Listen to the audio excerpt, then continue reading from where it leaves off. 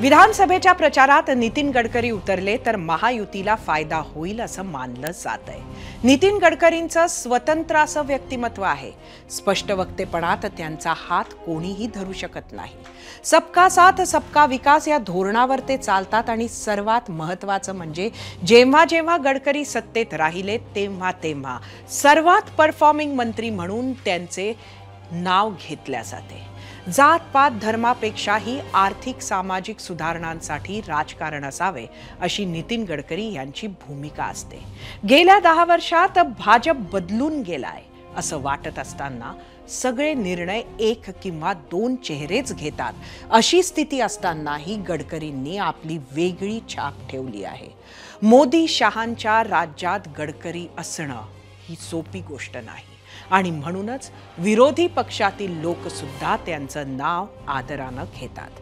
किंबहुना टोकाचा मोदी विरोध असणारे विरोधक नेमके याच गोष्टीसाठी तर गडकरींची तोंड भरून स्तुती करत नाहीत ना, हा सवालही कधी कधी मनात येतो।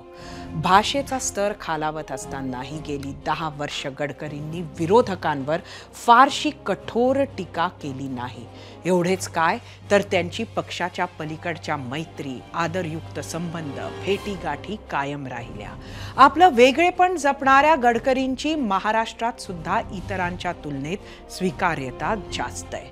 मराठा ओबीसी आरक्षणाचा मुद्दा तापलेला असताना, हिंदू मुस्लिम वादाच्या घटना घडत असताना नेहमी जाती धर्माच्या पलीकडे जात विचार करणारे गडकरी वेगळे ठरतात। दिल्लीत गेल्यानंतर गडकरींनी स्वतःला महाराष्ट्राच्या राजकारणापासून कटाक्षानं दूर ठेवलंय आणि त्यांना ठेवलं सुद्धा गेलंय। पण महाराष्ट्राची आत्ताची राजकीय सामाजिक परिस्थिती आणि भाजपची झालेली कोंडी पाहता गडकरींची विकास पुरुष ही इमेज महाराष्ट्र भाजपसाठी मदतीची ठरू शकेल का?